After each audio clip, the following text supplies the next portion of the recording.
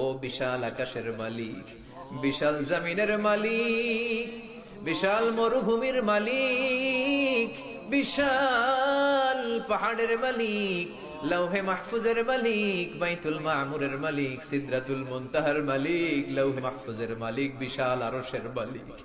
তোমার আকাশ বাতাস, তোমার চন্দ্র সূর্য, তোমার পাহাড় পর্বত আরশের তুলনায় আমাদের হাত দুইখানা বড় ছোট্ট গো আল্লাহ। ছোট দুটি হাত পেতে বুক ভরা আশা নিয়ে তোমার শাহী দরবারে এই গহীন রাতে তোমার পেয়ারা বান্দাদেরকে নিয়ে ভিক্ষুকের মতো, নাদানের মতো, মূর্খের মতো হাত তুললাম। আমাদের হাত দুইখানা কবুল আর মঞ্জুর করে দাও। আকাশের নিচে জমিনের উপরে আমাদের চেয়ে বড় কোনো গুনাহগার আর দ্বিতীয়টা নাই। এমন কোন গুনাহ নাই যে আমরা করি নাই, সগীরা কবিরা, জেনে না জেনে, ইচ্ছায় অনিচ্ছায়, শিরকি বেদাতি, বন্ধুর পাল্লায় পড়ে, শয়তানের ধোঁকায় পড়ে হাজার হাজার গুনাহ করেছি। তোমার দরবারে আমরা ক্ষমা চাই, তওবা করলাম, আমার জীবনে গুনাহ করব না। রব্বুল আলামিন আমাদের মাসুম বানিয়ে আমাদেরকে তুমি মাফ করে দাও। আমাদের আব্বা আম্মা, দাদা দাদি, নানা নানি, চাচা চাচি, খালা খালু, মামা মামি, শ্বশুর শাশুড়ি, পাড়া প্রতিবেশী, দেশি খেসি, সবাইকে তুমি মাফ করে দাও। আমাদের যত আত্মীয় স্বজন 3.5 হাত কবরের বাসিন্দা, তাদের কবরগুলোর জান্নাতুল ফেরদাউসের বাগান বানিয়ে দাও। রব্বুল আলামিন, জানি না আমার কোন ভাইয়ের এখানে আব্বা বেঁচে নাই, কোন ভাইয়ের আম্মা বেঁচে নাই, কোন ভাইয়ের দাদা বেঁচে নাই, কোন ভাইয়ের দাদি বেঁচে নাই, কোন ভাইয়ের নানা বেঁচে নাই, নানি বেঁচে নাই। এমন হতে পারে রে মাওলাদ, আব্বা আম্মা, দাদা দাদি, নানা নানি কেউ নাই। রব্বুল আলামিন, কত কষ্ট করে মাথার ঘাম পায়ে ফেলে বাবা আমাদেরকে মানুষের মতো মানুষ বানালো রে মাওরা। নিজে খায় নাই, আমাদেরকে কোনোদিন না খাইয়ে রাখে নাই। বাবা নিজে পরে নাই, আমাদেরকে না পরিয়ে রাখে নাই। ঈদ আসলে নিজে নতুন জামা কিনে নাই, আমাদেরকে নতুন জামা না দিয়ে রাখে নাই। জানি না কোন ভাইয়ের বাবার কবরে, কোন ভাইয়ের মায়ের কবরে দাউ দাউ দাউ দাউ করে জাহান্নামের আগুন জ্বলে। জানি না কোন জনম দুঃখিনী মায়ের কবরটা দাউ দাউ করে জ্বলে। কত কষ্ট দিলাম দুঃখিনী মা, মার কলিজার মাঝখানটাতে লাথি মেরে দুনিয়ায় আসলাম। আমার মা অজ্ঞান হয়ে পড়ে রইল, আবার জ্ঞান ফিরার পর আমারে কোলে তুলে নেয়। সবাই বলল 10 মাসের কষ্ট এত তাড়াতাড়ি ভুললি কেমনে?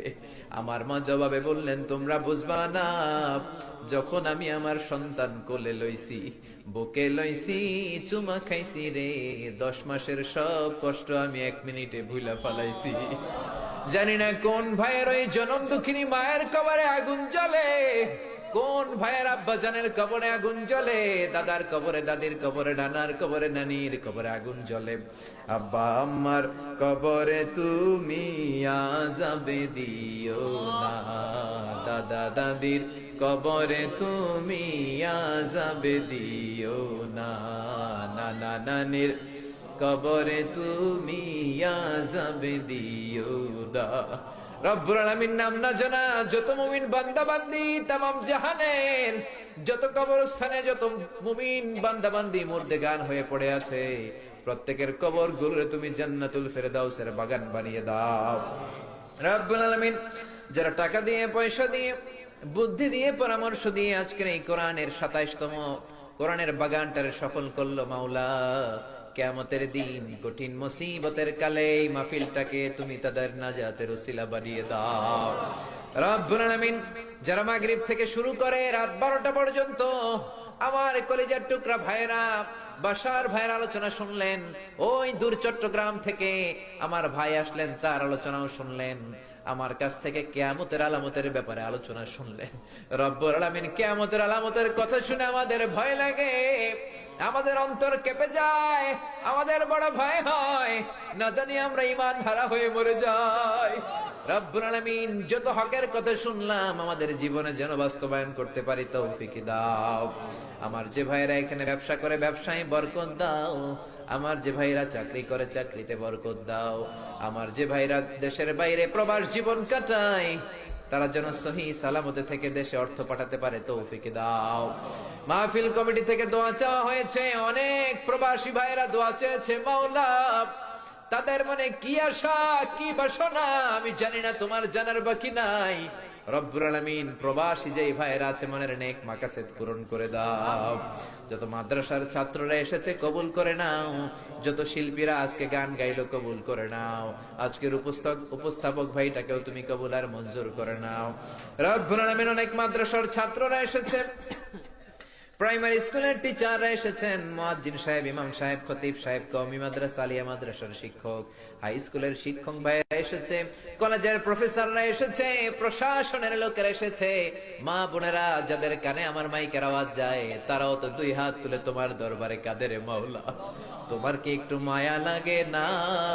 তোমার কি একটু দয়া লাগে না? রব্বুল আলামিন এই মাহফিলের প্যান্ডেলে ঢোকার আগে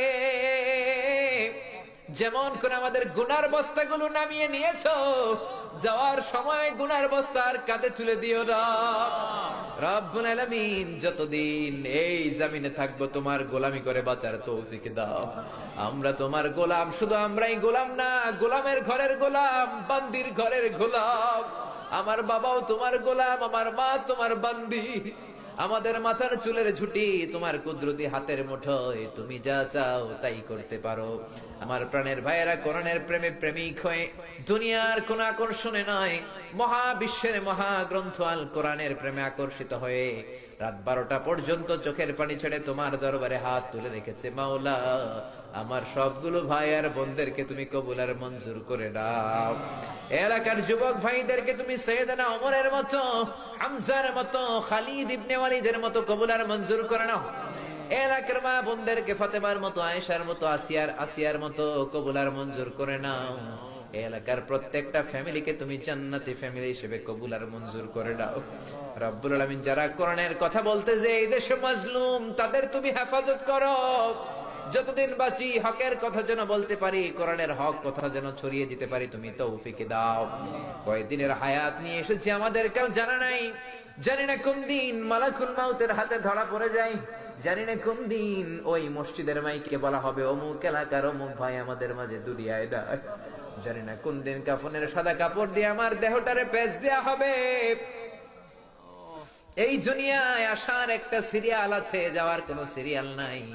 আসার সময় তুমি দাদা পাঠাও, তারপরে বাবা, তারপরে ছেলে, তারপরে নাতি, কিন্তু যাওয়ার সময় মাঝে মাঝে দাদার আগে নাতি চলে যায়, যাওয়ার সময় মার আগে মাঝে মাঝে মেয়ে চলে। শুধু অসুস্থরাই মরে না, সুস্থরাও মরে যায়। শুধু বৃদ্ধ বৃদ্ধারা মরে না, মাঝে মাঝে দেখি যুবক যুবতীরাও মরে যায়। হসপিটালের শুধু রোগীরাই মরে না, মাঝে মাঝে শুনি ডাক্তাররাও মরে যায়। রব্বুল আলামিন কয়দিনের হায়াত নিয়ে এসেছি জানি না, যতদিন বেঁচে থাকি কোরআন মেনে, বিশ্বনবীর সুন্নাহ মেনে চলতে পারি তৌফিক দাও। আমার এই বাংলার জমিনের উপর তুমি তোমার খাস রহমত আর বরকত নাজিল করো। এই বাংলার 56,000 বর্গ মাইলের প্রতিটা ইঞ্চি মাটিকে তুমি কোরআনের ঘাঁটি হিসেবে কবুল করে দাও। মৃত্যুর পূর্ব মুহূর্তে ওই বিশ্বনবীর শেখানো মধুর কালিমাটুকুন জপতে জপতে ঈমান নিয়ে যেন আমরা সবাই বিদায় নিতে পারি। লা ইলাহা ইল্লাল্লাহু মুহাম্মাদুর রাসূলুল্লাহ সাল্লাল্লাহু